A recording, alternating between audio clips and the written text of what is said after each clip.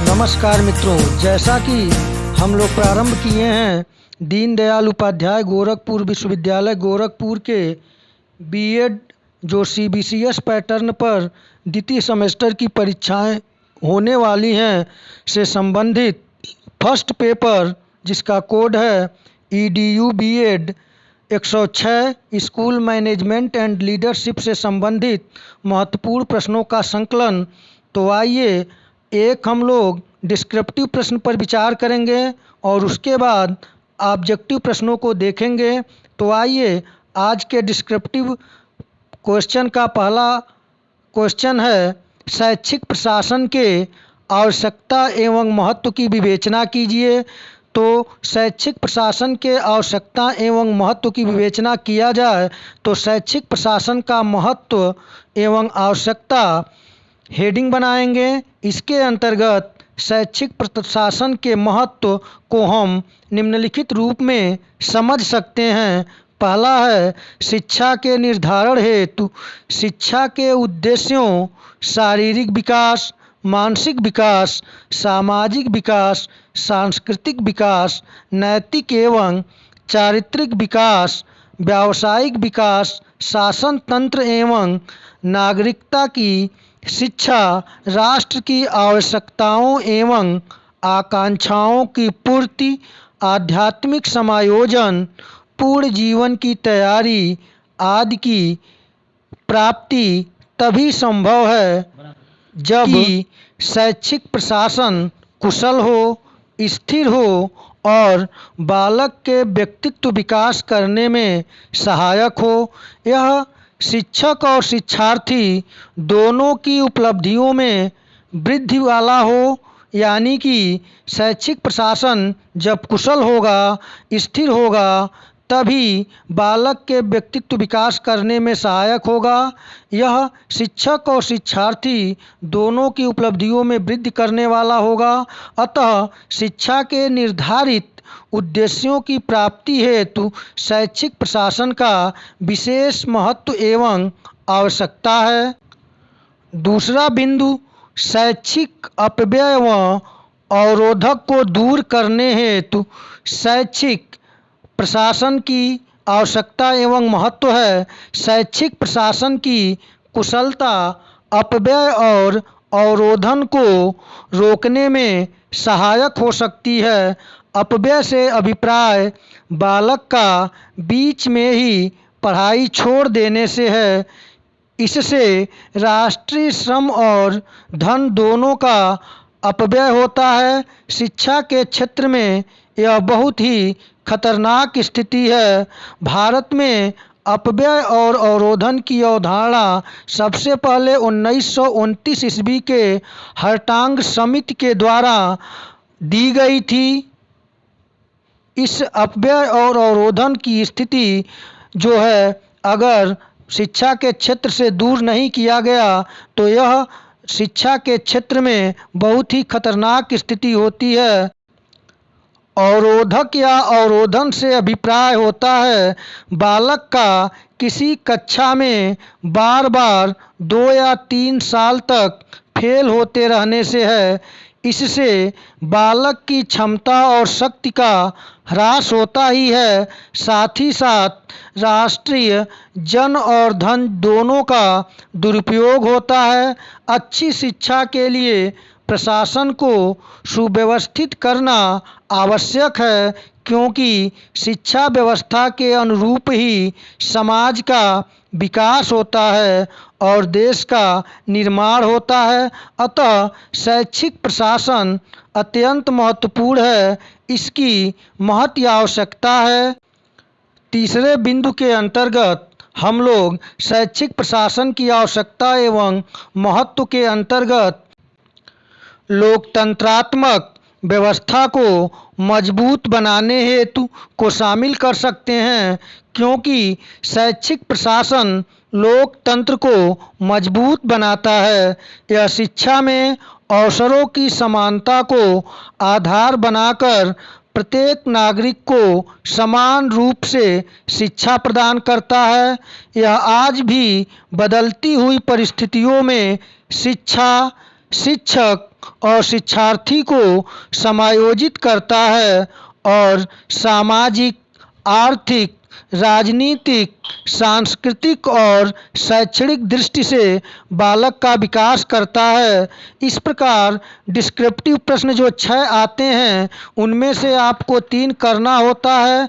इसमें हम पहले पार्ट में शैक्षिक प्रशासन के संप्रत्यय को देखें और दूसरे पार्ट में शैक्षिक प्रशासन की आवश्यकता एवं महत्व पर विचार किए। आइए अब ऑब्जेक्टिव प्रश्न पर विचार करते हैं। पहला ऑब्जेक्टिव प्रश्न है, भौतिक संसाधनों के अंतर्गत आते हैं। 4 ऑप्शन आपके सम्मुख हैं, विद्यालय भवन, शिक्षक, छात्र और प्रधानाचार्य। सही विकल्प का आप चयन करें। सही विकल्प होगा ऑप्शन ए, विद्यालय भवन। प्रश्न संख्या 2 है, विद्यालय भवन के निर्माण में बंद योजना के अंतर्गत इमारतें आती हैं। ऑप्शन ए ठोस आयत, ऑप्शन बी आयत, ऑप्शन सी शून्य आयत और ऑप्शन डी है उपर्युक्त तीनों। आप सही उत्तर का चयन करें। इसका सही उत्तर है ऑप्शन डी, उपर्युक्त तीनों। तीसरा प्रश्न है, प्रधानाध्यापक विद्यालय के आंतरिक एवं बाह्य प्रशासन के मध्य एक कड़ी है। कथन किसका है? 4 ऑप्शन आपके सम्मुख हैं। सही उत्तर का आप चयन करें। इस प्रश्न का सही उत्तर है ऑप्शन बी, एस.एन. मुखर्जी ने यह कहा था कि प्रधानाध्यापक विद्यालय के आंतरिक एवं बाह्य प्रशासन के मध्य एक कड़ी है। चौथा प्रश्न है, विद्यालय प्रबंधन का उत्तरदायित्व है। 4 ऑप्शन आपके सम्मुख हैं। सही उत्तर का आप चयन करें। इसका सही उत्तर है ऑप्शन ए, प्रधानाध्यापक विद्यालय प्रबंधन का उत्तरदायित्व जो होता है वह प्रधानाध्यापक पर होता है। प्रश्न संख्या 5 है, ग्राम शिक्षा समिति का अध्यक्ष कौन होता है? 4 ऑप्शन आपके सम्मुख हैं। इन चारों ऑप्शन से आप सही विकल्प का चयन करें। इस प्रश्न का जो सही ऑप्शन है वह है ऑप्शन सी, ग्राम प्रधान। ग्राम प्रधान ग्राम शिक्षा समिति का अध्यक्ष होता है। प्रश्न संख्या 6 है, संस्थागत नियोजन से बचत होती है। 4 ऑप्शन आपके सम्मुख हैं। सही उत्तर का आप चयन करें। इस प्रश्न का सही उत्तर है ऑप्शन डी, उपर्युक्त सभी की, यानी कि संस्थागत नियोजन से धन की, समय की, श्रम की बचत होती है। प्रश्न संख्या 7 है, अभिभावक शिक्षा संघ का अध्यक्ष कौन होता है? 4 ऑप्शन आपके सम्मुख हैं। इन 4 ऑप्शनों में से सही उत्तर का आप चयन करें। अभिभावक शिक्षक संघ का अध्यक्ष होता है, तो अभिभावक शिक्षक संघ का अध्यक्ष जो होता है वह सही ऑप्शन है। इन चारों ऑप्शन में से ऑप्शन बी, अभिभावक। अभिभावक शिक्षक संघ का अध्यक्ष होता है, यानी कि जो अभिभावक होता है वह अभिभावक और शिक्षक संघ का अध्यक्ष होता है। प्रश्न संख्या 8 है, विद्यालय में प्रमुख मानवीय संसाधन है। इन 4 ऑप्शनों में से आप सही विकल्प का चयन करें। विद्यालय में प्रमुख मानवीय संसाधनों के अंतर्गत तीनों आएंगे, प्रधानाध्यापक, छात्र, शिक्षक, यानी कि सही विकल्प है ऑप्शन डी, उपर्युक्त सभी। प्रश्न संख्या 9 है, लाइब्रेरी शब्द की उत्पत्ति लाइवर शब्द से हुई है। यह किस भाषा का शब्द है?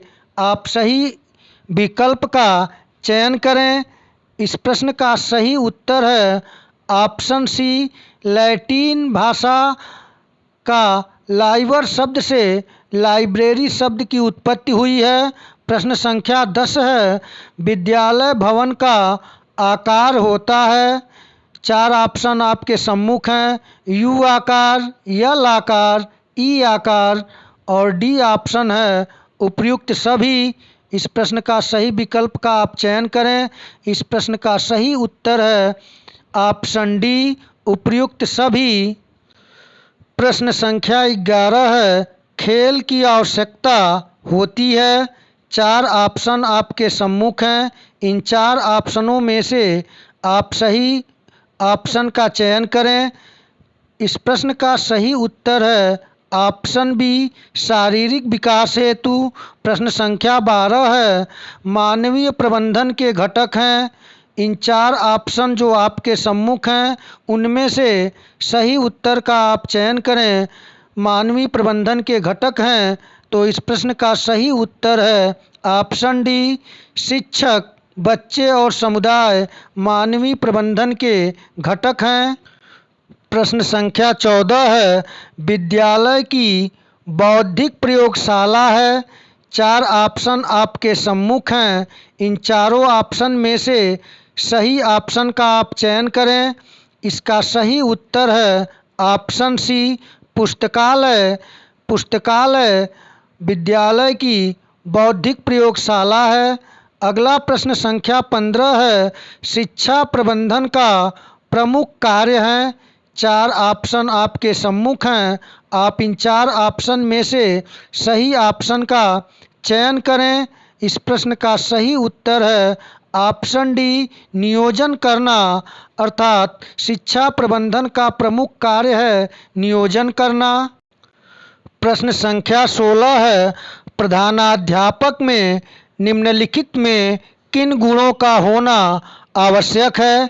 4 ऑप्शन आपके सम्मुख हैं, सुगमकर्ता, प्रेरणादायक, नेतृत्व की क्षमता और ऑप्शन डी है उपर्युक्त सभी। इस प्रश्न के सही विकल्प का आप चयन करें। इस प्रश्न का सही उत्तर है ऑप्शन डी, उपर्युक्त सभी। अर्थात प्राध्यापक में सुगमकर्ता, प्रेरणादायक, नेतृत्व की क्षमता इत्यादि गुणों का होना आवश्यक है।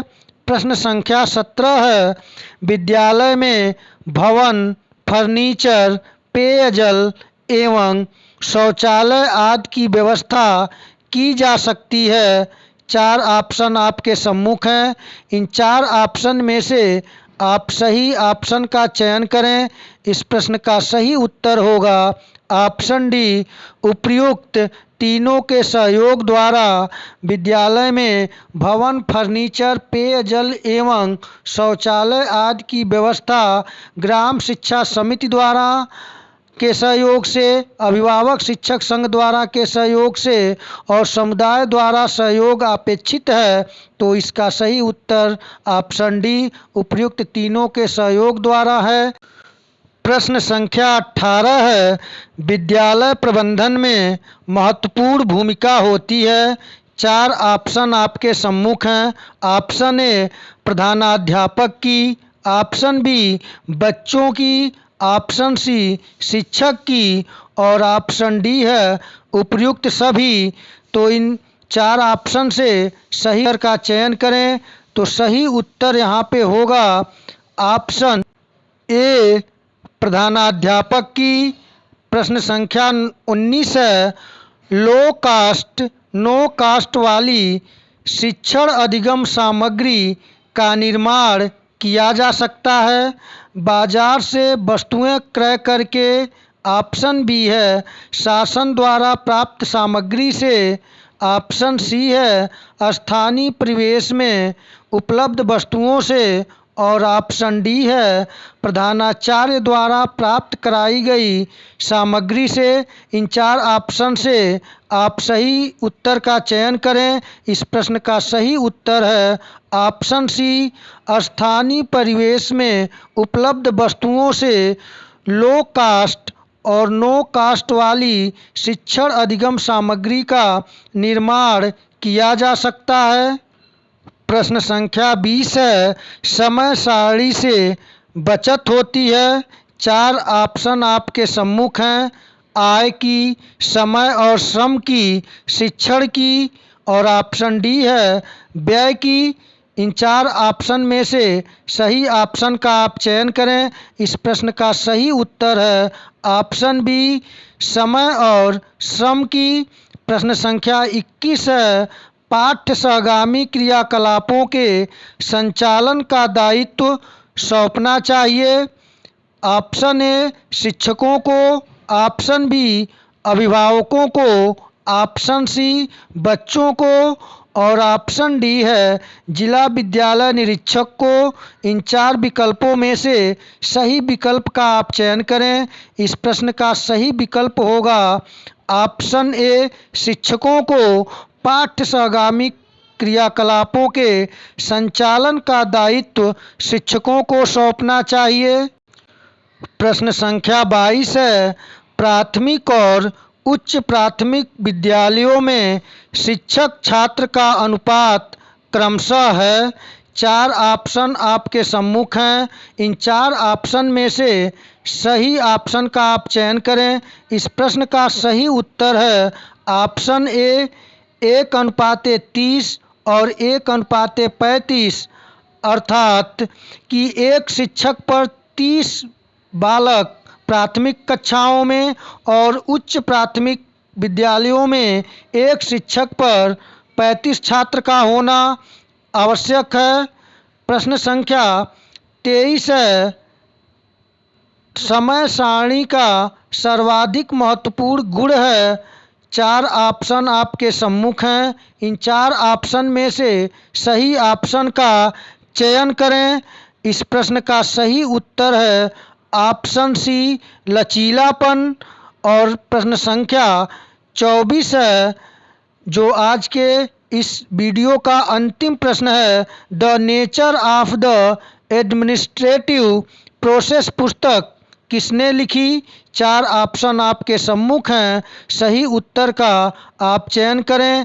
24वें प्रश्न का सही उत्तर है ऑप्शन सी, सीयर्स महोदय ने the nature of the administrative process नामक पुस्तक लिखी थी। तो मित्रों, आज के इस वीडियो में हम लोग एक डिस्क्रिप्टिव प्रश्न और 24 ऑब्जेक्टिव प्रश्नों को हल किए। इसके बाद पुनः एक नए महत्वपूर्ण प्रश्नों, एक डिस्क्रिप्टिव और अन्य ऑब्जेक्टिव प्रश्नों को लेकर आप तक पहुंचूंगा। आज इतना ही। यदि आप चैनल पर नए हैं तो चैनल को लाइक, शेयर और सब्सक्राइब करें। धन्यवाद।